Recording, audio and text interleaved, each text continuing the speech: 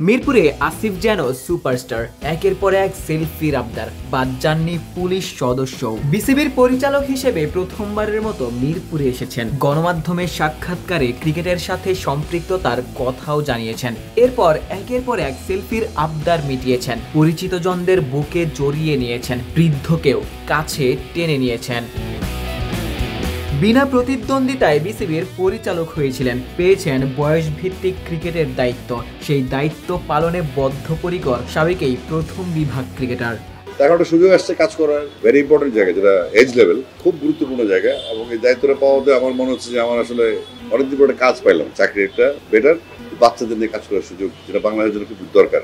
আমি এটা নিয়ে কথা বলেছি আমাদের এক্স ক্রিকেটর, এক্স কোচেস এবং বিভিন্ন একাডেমি বিভিন্ন জেলায় যারা আছে। তো এখানে তিনটা এফেক্ট কাজ করে। এটা হচ্ছে অ্যাফিলিয়েশন, যারা খেলে ডিস্ট্রিক্ট লিগগুলো, সেখানে কোয়ালিফাইং নেই, কোনো রেলিগেশন নেই, আবার উত্থানও নেই। তারপরে আসে স্কুল ক্রিকেট কিংবা কলেজ ক্রিকেট যদি অনিয়মিত, অনির্মাণ স্কুল হয় মাঝে মধ্যে, সেক্ষেত্রে আমরা একাডেমিগুলো যেগুলো প্রাইভেটলি ক্লিনিকগুলো চালায়, তাদের মধ্যে একটা একাডেমি কাপ করার চিন্তা করছে, যেখানে কোনো বাধা থাকবে না, কোনো স্কুল অ্যাফিলিয়েশন থাকবে না। যারা ওপেনলি কোচেসরা ক্লিনিক চালায় বিভিন্ন ডিস্ট্রিক্টে, 8টা-10টা ক্লিনিক করতে জেলায় আছে, তারা নিজেদের উদ্যোগে কাজটা করে। তাদেরকে মেইন স্ট্রিম আনতে পারলে আমরা অটোমেটিক একটা, আসলে আমরা তান্ত্রিক যেটা লাল ফিতা, এটা ওইটা প্রোটোকলের বাইরে যে কাজগুলো করা দরকার সেগুলো লাগে। জনপ্রিয়তায় গায়ক আসিফ এখনও শীর্ষে, তবে একটা সময় হাবিবুল বাশার কিংবা জাভেদ ওমরদের সাথে মাঠে খেলেছেন ক্রিকেটার আসিফ। এমনকি আমিনুল ইসলাম বুলবুলের সাথেও খেলার অভিজ্ঞতা রয়েছে আসিফের, জানালেন সে গল্পও। আমি লাকি যে বুলবুলের সাথে আমার একটা সময়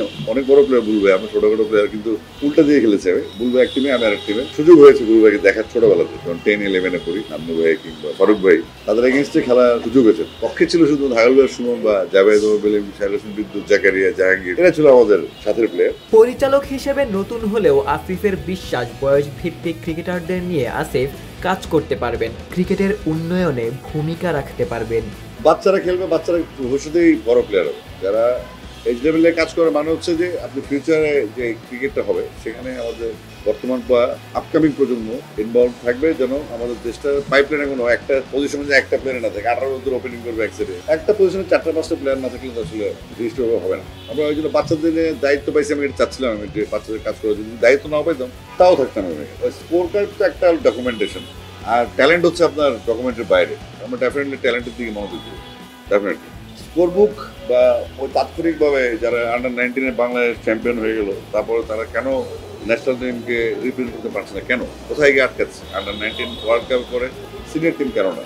এটার জন্য বড় বড় মানুষ আছে, আপাতত বাচ্চাদের নিয়ে কাজ করে সময় দেন, ভালো কিছু হবে। আশিক সারোয়ার, নিউজ 24।